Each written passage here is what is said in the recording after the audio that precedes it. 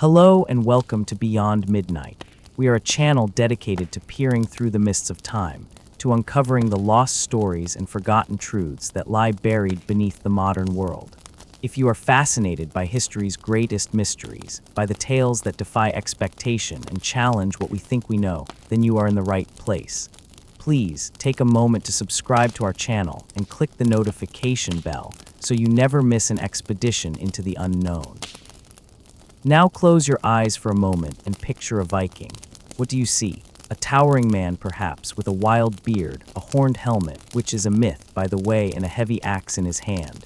He is the quintessential image of raw northern power. But in the shadows behind him, another figure is emerging, one that has captured the modern imagination with even greater force.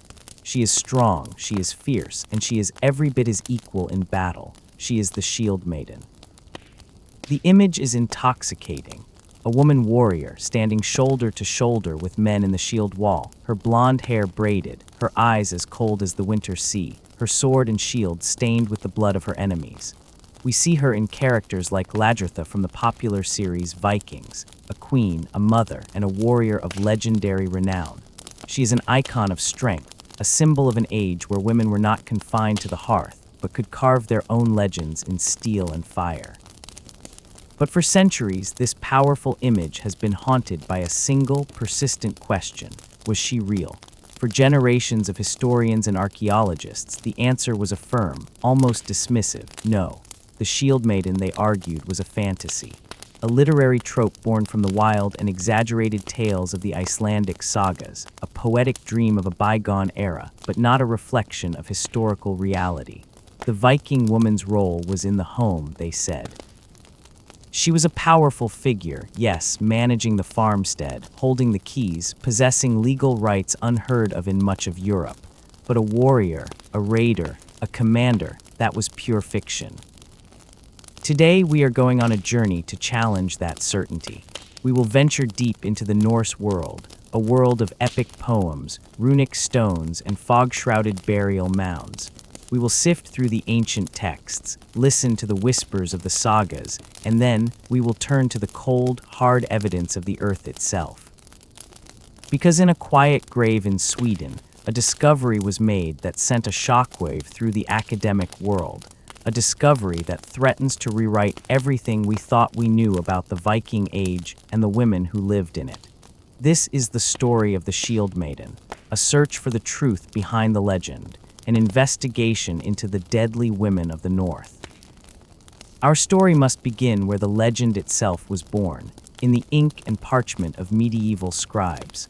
The Viking Age, roughly from the late 8th to the late 11th century, was a pre-literate society in the sense that they did not write books or histories as we know them. Theirs was an oral culture.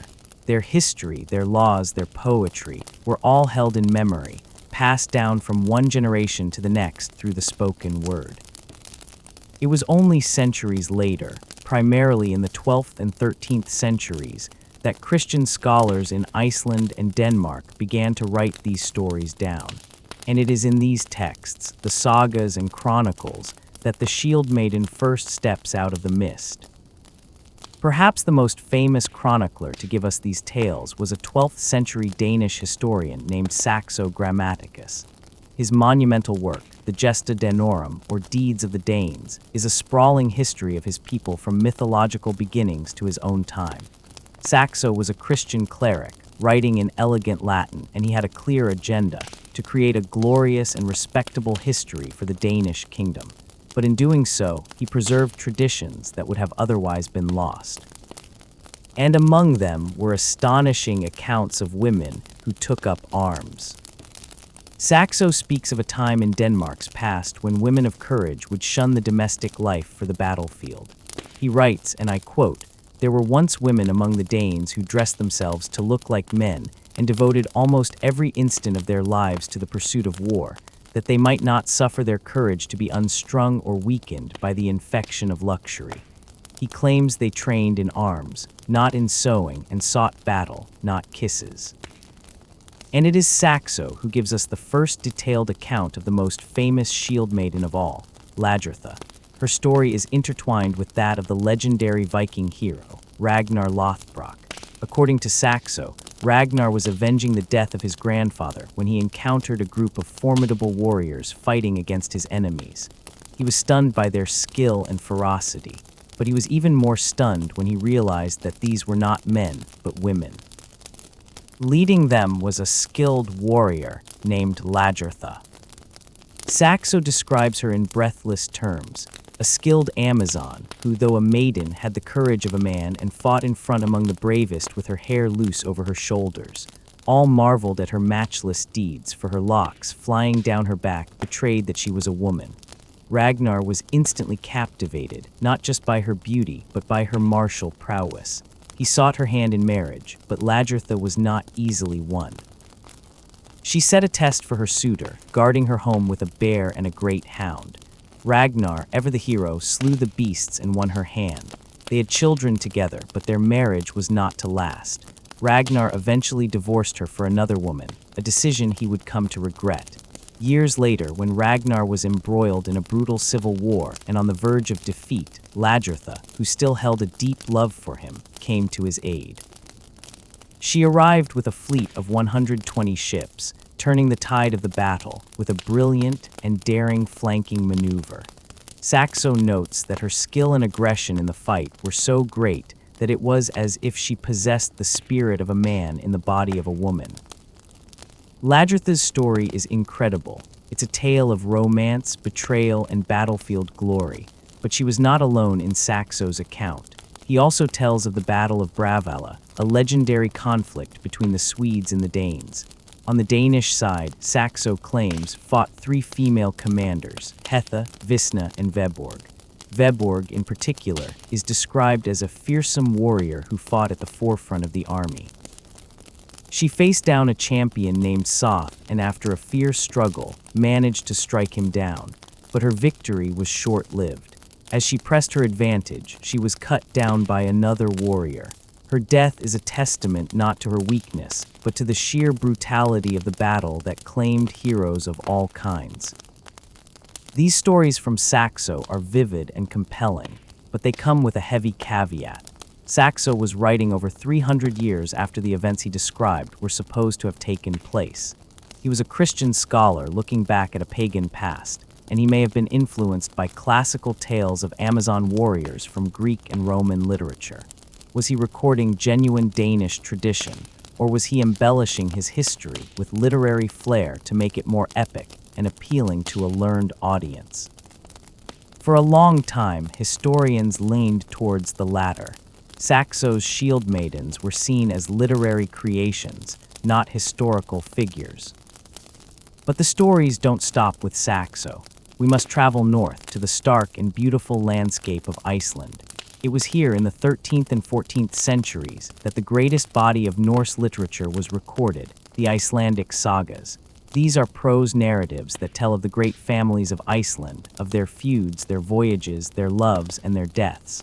While they are written as history, they are also masterpieces of literature, filled with drama and unforgettable characters. And among those characters, we find more women of war. Consider the Hervor saga Ok Heidreks, or the saga of Hervor and Heidrek. This is a tale steeped in the supernatural, a story of ghosts, cursed swords, and dynastic struggle. One of its central figures is a young woman named Hervor. She is the daughter of a berserker, a feared Viking warrior who died in battle. From a young age, Hervor shows no interest in traditional female pursuits. She is described as being as strong as any boy, and she learns archery, swordplay, and horsemanship. Refusing to be tamed, she dresses as a man, calls herself Hervard, and leads a band of Vikings on raids. Her most famous deed, however, is a journey into the world of the supernatural. She learns that her father was buried on an island with his magical, cursed sword, Tiefing. The island is said to be haunted, and a perpetual fire burns over the burial mounds. Her men are too terrified to go ashore, but Hervor goes alone. At night, she approaches her father's burial mound and calls out to him, demanding her inheritance. The voice of her dead father, Anganter, answers from within the grave, warning her away. He tells her the sword will bring ruin to her entire family, but Hervor is fearless. She mocks the ghosts and scorns his warnings, insisting that she is not afraid of the dead. Her sheer force of will is so powerful that her ghostly father finally relents. The burial mound opens, filled with an eerie light, and the cursed sword Tiefing is given to her. Hervor goes on to live a life of raiding and adventure before eventually settling down, but her story establishes a powerful archetype. The woman who actively rejects her assigned gender role, takes on a male name and identity, and proves herself a more than capable warrior, even daring to confront the world of the dead. Then there is the formidable figure of Brynhildr from the Völsunga saga. While Brynhildr is often described as a Valkyrie, a supernatural chooser of the slain for the god Odin, her story in the saga presents her as a mortal queen with a warrior's spirit. She is placed in a deep sleep by Odin as punishment, surrounded by a ring of fire. Only the bravest hero, one who knows no fear, can ride through the flames to awaken her. The hero Sigurd accomplishes this feat. When he awakens her, Brynhildr, a wise and powerful woman, teaches him the secrets of the runes, and they pledge their love to one another. Crucially, Brynhildr is a warrior in her own right. She is a shield-maiden who has sworn an oath to marry only the man who can defeat her in a contest of strength. The tragedy of her story is one of deception. Another man, Gunnar, desires to marry her but cannot pass through the fire. Sigurd, magically disguised as Gunnar, rides through the flames a second time and bests Brynhildr in her own hall, winning her for his friend. The subsequent revelation of this deceit leads to a spiral of vengeance, betrayal, and death that consumes all the main characters. While her tale is one of high myth and magic, the core concept of Brynhildr is that of a powerful female ruler whose identity is intrinsically linked to her martial prowess and her refusal to be a passive prize. Her worth, and who is worthy of her, is determined by strength of arms. The sagas are filled with other, more grounded examples of fierce women as well. In the famous Laxdæla saga, we meet Gudrun Osvifsdottir. While not a shield maiden in the classic sense, she is a proud, manipulative, and powerful woman who incites her male relatives to violence to satisfy her own pride and vengeance. She is the political and emotional force behind the saga's bloody feuds. Even more striking is the figure of Freydis Eiriksdottir, who appears in the saga of the Greenlanders. She is the illegitimate daughter of the famous Eric the Red. Freydis is portrayed as a greedy, ruthless, and utterly fearless woman. During an expedition to Vinland, the Norse settlement in North America, her party is attacked by the native inhabitants, the Skrælings. The Norsemen, terrified by the ferocity of the attack, begin to flee. Freydis, who is pregnant at the time, becomes enraged by their cowardice. She shouts at them, "Why do you run from such wretches, stout men that you are, when, as seems to me likely, you might slaughter them like so many cattle? Let me but have a weapon, I think I could fight better than any of you." She finds the sword of a fallen comrade. As the natives advance on her, she performs an act of pure psychological warfare. She pulls one of her breasts from her tunic and slaps the flat of the sword against it, letting out a terrifying war cry. The natives, stunned and frightened by this bizarre and ferocious display, retreat. In this moment, a pregnant woman single-handedly turns the tide of a battle through sheer, intimidating ferocity. Later in the same saga, in a dispute over profits from the expedition, she orchestrates the murder of her business partners and their crew. When her own men refuse to kill the 5 women in the other party, Freydis takes up an axe herself and butchers them all. Freydis is no hero. She is a villain, but she is undeniably a woman of action, violence, and command. So the literary evidence is there. From the noble Lagertha to the ghostly Hervor, from the tragic Brynhildr to the monstrous Freydis, the sagas and chronicles are replete with women who wield swords, lead armies, and shape their own destinies through violence. For fans of the Shieldmaiden idea, this is Exhibit A. The stories are too numerous, too detailed to be complete fabrications. They must, the argument goes, reflect some kind of social reality. But this is where the historical skepticism begins to set in, and for good reason. The sagas are not objective historical reports. They are stories, written hundreds of years after the Viking Age had ended, by men with their own biases, and for an audience that craved entertainment. They are filled with dragons, ghosts, curses, and feats of superhuman strength. To simply accept the shield maidens of the sagas as historical fact would be like trying to reconstruct 12th century English society by reading the legends of King Arthur. It's not that there's no truth in them, but it is buried under layers of myth, literary convention, and the passage of time. For many decades, the prevailing academic view was that the Shield Maiden was one of these literary conventions. Historians pointed out that while the sagas mentioned them, there was a deafening silence elsewhere. The law codes of the time, for example, which are incredibly detailed about social roles and responsibilities, make no mention of female warriors or any provisions for them. They talk at length about a woman's right to inherit property, to initiate a divorce, to run a household, but not to serve in a levy or lead a war party. This absence of evidence was considered powerful evidence of absence. The argument went deeper into the very fabric of Viking society. While Norse women enjoyed a relatively high status compared to their contemporaries in Christian Europe, their roles were still clearly defined. The society was structured around the farmstead, the bear. The man's domain was largely external, raiding, trading, fishing, politics.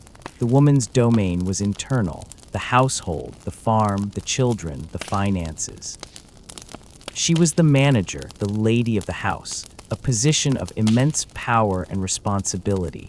When the men were away on long voyages, sometimes for years at a time, it was the women who ran everything. They were the bedrock of the society.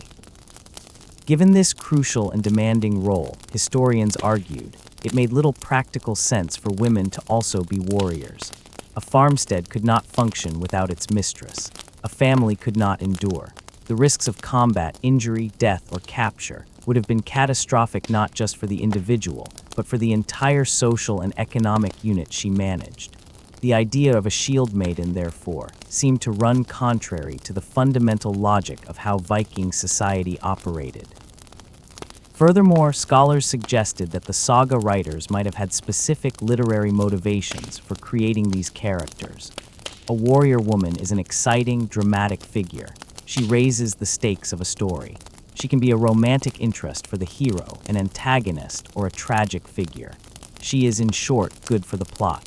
The story of Hervor confronting her father's ghost is far more dramatic because she is a woman transgressing the boundaries of both gender and the supernatural. Lagertha's intervention in Ragnar's battle is a thrilling turning point. These characters served a narrative purpose. There was also the influence of mythology. The Norse pantheon is filled with powerful female figures. There are goddesses like Freyja, who is associated with both love and war, and Skadi, a giantess who hunts in the mountains with a bow and skis. And most importantly, there are the Valkyries. These were the supernatural handmaidens of the god Odin. Their name means choosers of the slain. They were imagined as female spirits who would fly over battlefields, deciding who would live and who would die, and carrying the souls of the chosen heroes to Odin's hall, Valhalla.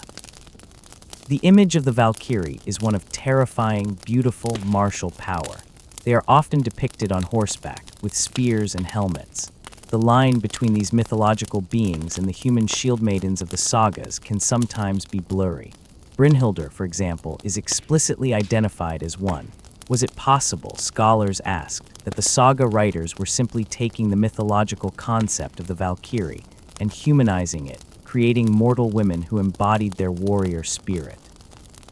The shield maiden, in this view, was not a real person, but a literary echo of a mythological belief. And so, for the better part of a century, the academic consensus settled. The shield maiden was a myth, a powerful, enduring, and fascinating myth, but a myth nonetheless. The women of the Viking Age were strong, resilient, and powerful in their own right, but they were not warriors. There were no armies of women raiding the coasts of England. There were no female commanders in the shield wall. The case seemed closed. The only thing missing was the physical evidence.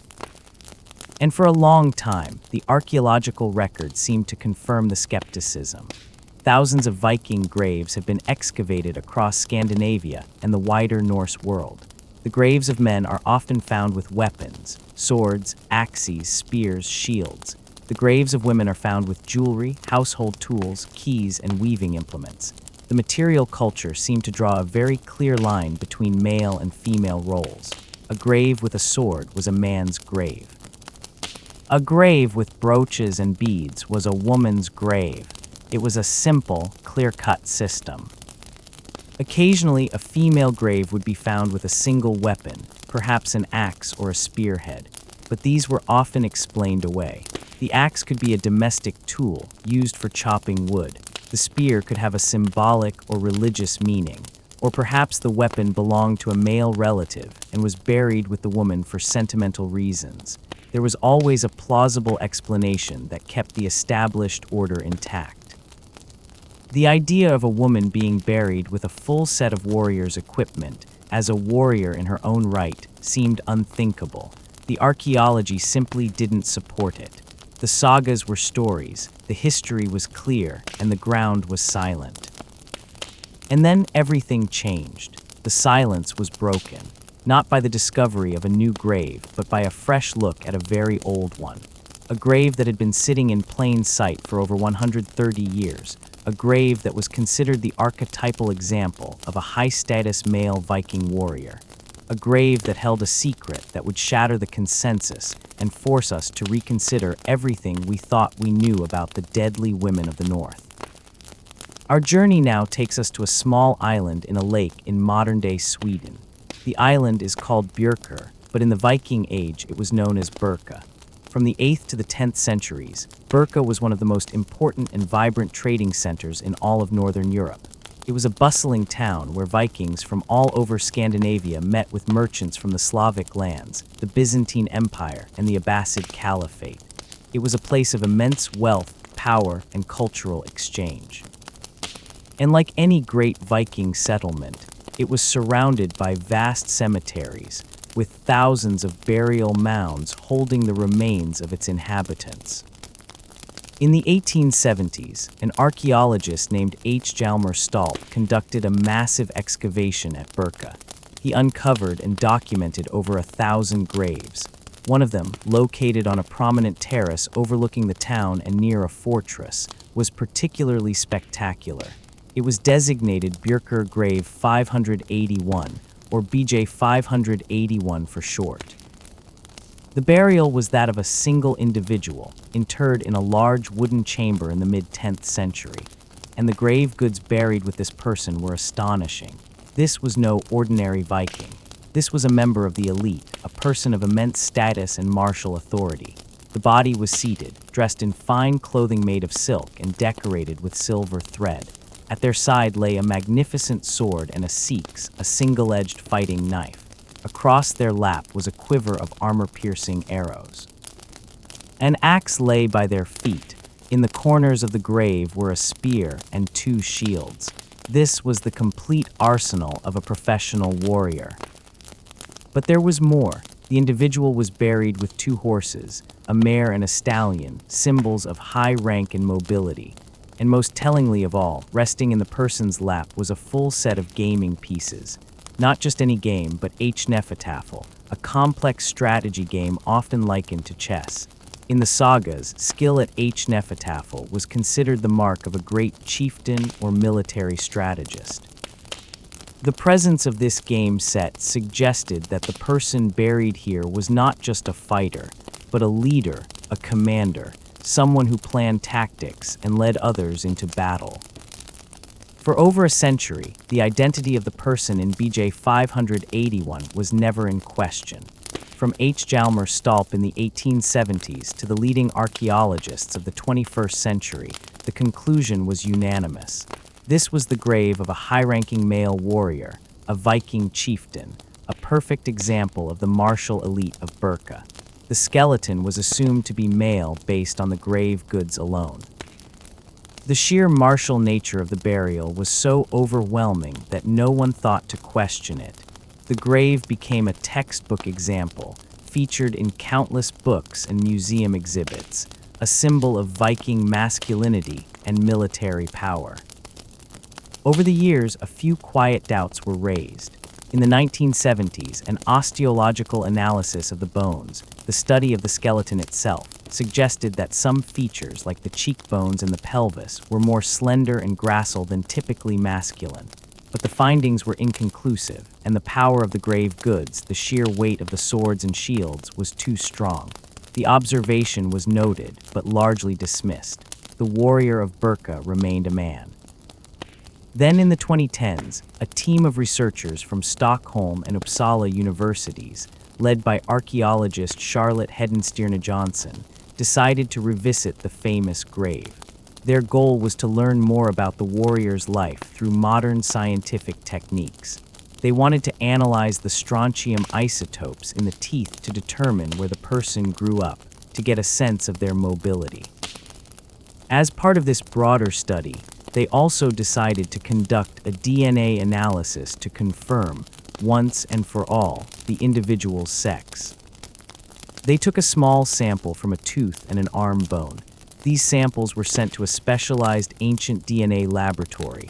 The process is painstaking. Ancient DNA is often fragmented and contaminated, but the results that came back were clear, unambiguous, and utterly revolutionary. The analysis found no Y chromosome. Instead, it found two X chromosomes. The warrior in grave BJ 581, the ultimate Viking chieftain, the textbook example of a male military leader, was biologically female. The news was an academic bombshell. The team was so shocked by the result that they ran the test again, using a different bone sample to be absolutely certain. The result was the same. The high-status warrior of Birka was a woman. In 2017, Hedenstierna Johnson and her team published their findings in the American Journal of Physical Anthropology. The publication sent shockwaves across the globe. It was picked up by news outlets everywhere. The Shieldmaiden, long relegated to the realm of myth, had seemingly been found. Here, in the cold, hard evidence of bone and burial, was a woman interred with all the honors and equipment of a high-ranking military commander. The backlash from some quarters of the academic community was immediate and fierce. The long-held belief that shield maidens were a fantasy was not going to be surrendered easily. A barrage of counterarguments was launched. Perhaps the bones had been mislabeled over the past century. Maybe they had been accidentally switched with bones from another grave during museum storage. The research team meticulously checked the museum's archives and Stolp's original excavation notes. The documentation was clear. The bones analyzed were, without a doubt, the ones taken from grave BJ 581. Another argument was that perhaps there were two bodies in the grave, a man and a woman, and the archaeologists had simply found the woman's bones while the man's had decayed away. But Stolp's original plans were very detailed. He drew a single skeleton, and the positioning of the weapons on the body made it clear they belonged to that one individual. The most persistent argument, however, was one of interpretation. Fine, the skeptics conceded the skeleton is female, but does a body in a grave full of weapons automatically make that person a warrior? This became the new line of defense for the traditional view. The argument shifted from biology to sociology. The weapons they proposed were not a reflection of the woman's life, but of her status. They were symbolic. Perhaps one theory went, she was the last of a noble family line. Upon her death, with no male heirs to carry the family's martial legacy, she was buried with the swords and shields of her ancestors. The grave in this interpretation is not about her, but about the family she represented. It is a symbolic act, a way of honoring a lineage and burying its martial power along with its final member. It's an interesting idea, but it requires us to imagine a society that would place its most valuable and potent symbols of male power into the grave of a woman who, in this view, had no personal connection to them. Another more popular argument was that her role was ritualistic. Perhaps she was not a warrior, but a priestess, a seeress, a verlva. These were powerful and respected figures in Norse society, women who practiced magic and communicated with the gods. Could it be that she was a priestess of Odin, the god of war, and was buried with the trappings of his domain as a sign of her religious office? Or perhaps a priestess of Freyja, the goddess who was said to receive half of the slain in her own hall? The weapons, then, would be religious paraphernalia, not tools of her trade. This theory has the advantage of acknowledging her high status while keeping her out of the shield wall, preserving the traditional gender roles. But these symbolic interpretations, compelling as they may seem, run into a significant problem, a problem of double standards. For the 130 years that the skeleton in BJ 581 was presumed to be male, not a single archaeologist or historian ever seriously suggested that the weapons were purely symbolic. No one argued that this mighty chieftain was merely a ceremonial figure who never saw battle.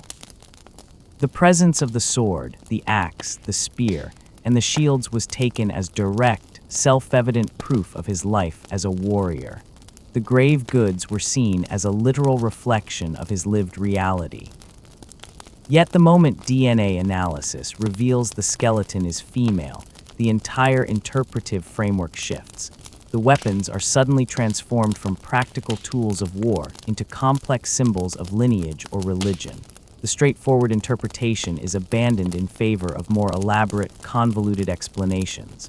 Why? Why does the sex of the skeleton change the function of the objects buried with it? This is a crucial question. It forces us to confront our own modern biases. Are we so conditioned by our own ideas of gender roles that we are incapable of accepting the simplest explanation? The principle of Occam's razor suggests that the simplest explanation is usually the best one. The simplest explanation for a body buried with a full set of a warrior's equipment is that the person was, in fact, a warrior. To argue otherwise requires special pleading, a different set of rules for men and for women. Charlotte Hedenstierna Johnson and her team pointed this out directly. They argued that the grave should be interpreted as it is, without preconceived notions about what a Viking woman could or could not do. The burial, they stated, is that of a high-status individual who was equipped for war, and that individual was a woman. And there is one item in the grave that powerfully resists a purely symbolic interpretation, the set of gaming pieces, H. Nefertafel. This was not a weapon. This was a game of strategy and tactics. Its inclusion in the grave is perhaps the most telling detail of all. It suggests that this person was honored not just for their potential ferocity, but for their mind, for their ability to think strategically, to plan, to lead. It speaks of a role as a commander, a tactician. While one can imagine a ceremonial priestess being buried with a symbolic spear, it is far more difficult to explain why she would be buried with a strategy board game. This small bag of glass and bone pieces cuts through the arguments of symbolism and speaks directly to a life of intellectual and military leadership. The woman in grave BJ 581 was not just buried like a warrior, she was buried like a general. The discovery of the Birka Shieldmaiden opened the floodgates. Suddenly, archaeologists began looking back at old finds with new eyes. Cases that had been dismissed or explained away were now being re-examined, and a pattern began to emerge. The woman of Birka was not alone. Across Scandinavia and the Viking world, other graves began to add their voices to the story. In Norway, a number of female graves containing weapons have been identified. For a long time, these were subject to the same dismissive logic. The weapons were heirlooms, or the sexing of the skeletons was incorrect. But with modern osteological and DNA techniques, the evidence is becoming harder to ignore. One such grave, found in Nordre Kajolin in Norway, contained a woman buried with an axe, a spear, a shield boss, and an arrowhead. Another, from Kopang, a trading town that rivaled Birka, held a woman buried with a sword. Perhaps one of the most intriguing cases comes from Suuntaka, Finland. In 1968, a 12th century grave was found containing a skeleton buried with a sword with a magnificent bronze hilt. The grave also contained traditionally female items, like brooches. For decades, it was assumed to be a double grave of a man and a woman, or a man buried with some of his wife's possessions. But a 2021 re-examination using DNA analysis revealed a startling complexity. The individual had Klinefelter syndrome, meaning they had an XXY chromosome pattern. Biologically, this person did not fit neatly into male or female categories, yet they were buried with high-status female clothing and a warrior's sword. This suggests that in this society, a person could be recognized as non-binary and still hold a respected martial role. It hints at a world where social roles were potentially far more fluid and less tied to biological sex than we have ever imagined. And then there is the question of physical proof of combat. If women fought, surely some of their remains would bear the marks of battle. Skeletal evidence of trauma is the smoking gun of archaeology. And here, too, the picture is beginning to change.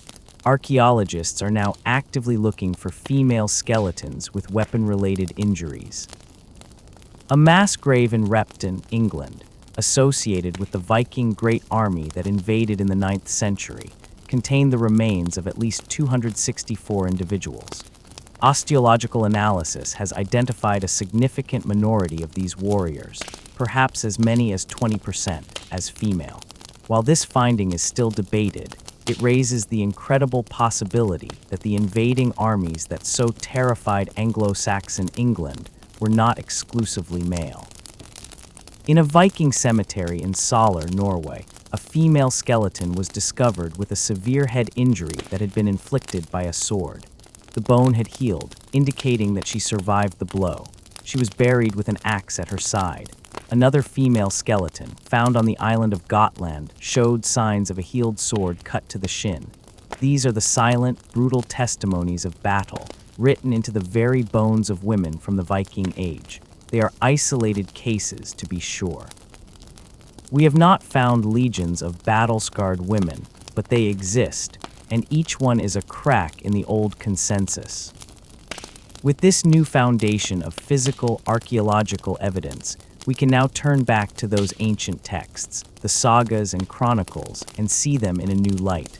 We no longer have to view them as a binary choice between pure fact and pure fiction. Instead, we can see them as what they most likely are, literature rooted in a social reality. The saga writers were not creating the Shieldmaiden from whole cloth. They were likely drawing upon the memory of exceptional individuals, real women who had, for one reason or another, stepped outside their traditional roles and made a name for themselves in the world of men.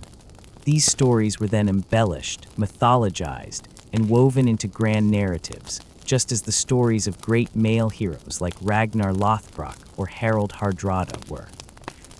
The sagas are not about the average Viking farmer. They are about the outliers, the legends. The woman in grave BJ 581 was clearly an outlier. She was part of the 1%, the military elite of a major trading center. It is precisely this kind of extraordinary person around whom legends are built. Perhaps Lagertha was not a real person who commanded 120 ships, but the memory of several powerful women, leaders and warriors, consolidated into a single, epic character. Perhaps the tale of Hervor taking her father's sword from his grave is a poetic way of describing a woman who chose to take up her family's martial legacy in a world that expected her to do otherwise. The sagas, then, are not a literal history, but a cultural echo. They show us that the concept of a female warrior was not only thinkable in the Viking Age, but it was something to be celebrated in story and song. The archaeology now suggests that this concept was not just an idea, but a reality for at least some women. The literature and the bones are beginning to tell the same story. So if they did exist, even in small numbers, how was this possible? What was it about Norse society that might have allowed for the emergence of the Shieldmaiden, while in the rest of Christian Europe, the idea of a woman in arms was largely unthinkable, save for a few notable exceptions like Joan of Arc, who was ultimately executed for transgressing gender norms. Part of the answer may lie in the relative freedom and authority of women in the Norse world. A Viking woman could own property and land independently of her husband.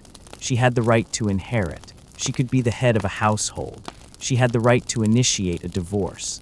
This legal and economic autonomy gave women a standing in society that was unparalleled in many other parts of the world at the time.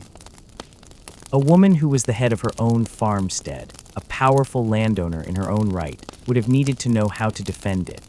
In a society rife with blood feuds and local violence, self-sufficiency was key. It is not a great leap to imagine that some women, particularly those without husbands or fathers or sons to defend them, would have learned to use an axe for more than just chopping wood. We must also consider the Norse attitude towards fate and honor. Life was seen as a struggle, and a person's worth was measured by their deeds and the reputation they left behind. The goal was to die well, preferably in a way that would be remembered. This ethos was not exclusively male. The sagas are filled with proud, honor-bound women who are just as concerned with their family's reputation and their own legacy as the men are. For a woman of a particular disposition, in a particular set of circumstances, the path of the warrior might have been the greatest path to honor available. Then there is the simple factor of pragmatism. The Viking world was a violent and often sparsely populated place. When a settlement was attacked, it is plausible that everyone who could hold a spear, man or woman, would have been expected to defend their home.